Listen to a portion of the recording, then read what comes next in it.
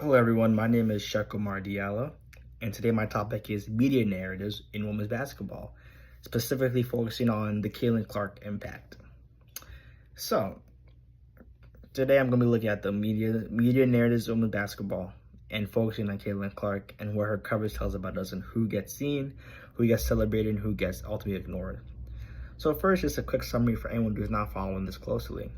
Over the past couple of seasons, Caitlin Clark has become one of the most talked about players in basketball. She breaks scoring records, sells out arenas, and pulls huge television ratings. Sports media platforms post constant highlights, debates, segments, and think pieces about her impact in the game overall on the women's and men's side. At the same time, many fans and athletes have pointed out that when women's basketball has had stars for years, especially black women, who never receive this level of attention or investment. The issue is not just about whether Caitlin Clark is a great player, which she clearly is. The issue is how the media narrative decide that she's the face of the game, while others are positioned in the background. So I want to analyze this using two main sports sociology concepts from class. One, media framing, and two, gender and race ideology in sport. So the first concept, media framing. In sports psychology, media framing refers to how the media decides what story to tell, what details to highlight, and what angles to repeat until they feel like common sense to the viewer. With Caitlin Clark, the dominant frame is Cinderella, record-breaking, rating-saving superstar who has transformed women's basketball almost by herself. Clips and headlines focus on her deep threes, her confidence, and her marketability.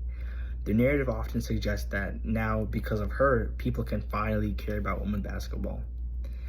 That frame leaves out a lot. It ignores that the long history of players and programs, many led by black women, have built culture and competition she stepped into.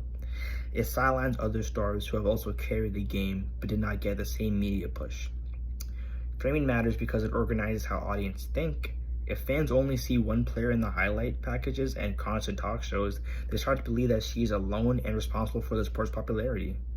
The media are not just reporting reality, they are helping to create a version of reality that centers one storyline and one face. The second concept, gender and race ideology in sport.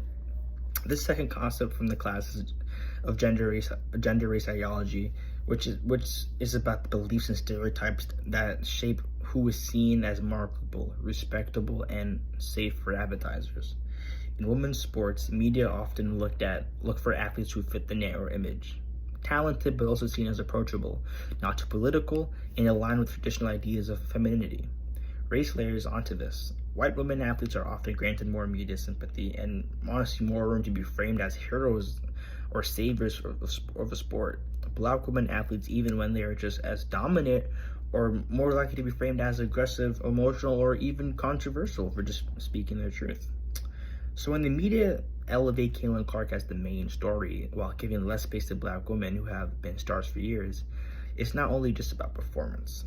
It reflects a deeper racialized and gendered ideas about who is easy to sell to the mainstream audiences and overall corporate sponsorships. This does not mean Caitlin Clark is doing this herself, but this does not mean that Caitlin Clark is doing something wrong herself by playing well. It means that structural forces, including race and gender ideology, shape how her success is packaged, and how others are quietly pushed to the side. So, my position is that Caitlin Clark's rise is good for women's basketball, but the media narrative around her is incomplete and unequal. From a sports psychology lens, we should challenge any story that acts as if one player suddenly created value that generations of women's basketball have been building with much less support. A more responsible media narrative would do three things. First, it would recognize Caitlin Clark's impact without pretending she exists in a vacuum.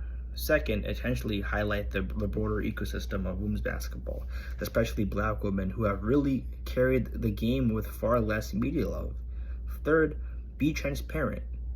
Be transparent about how race, gender, and commercialization shape who becomes the face of the sport.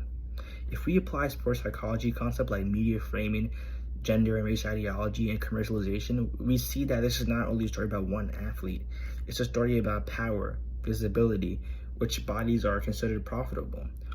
So the next time we see like a viral highlight of Caitlin Clark or another athlete, and this segment is about saving women's basketball, we should really ask a simple question: who is missing from this frame?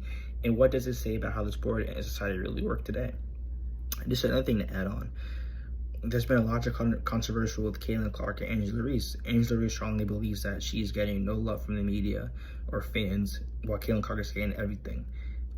In her eyes, Angela Reese, she feels that her and Caitlin Clark were the true trailblazers for women's basketball and really brought the sports ratings back, which I agree on. I feel like it wasn't just Angela Reese, it wasn't just Caitlin Clark.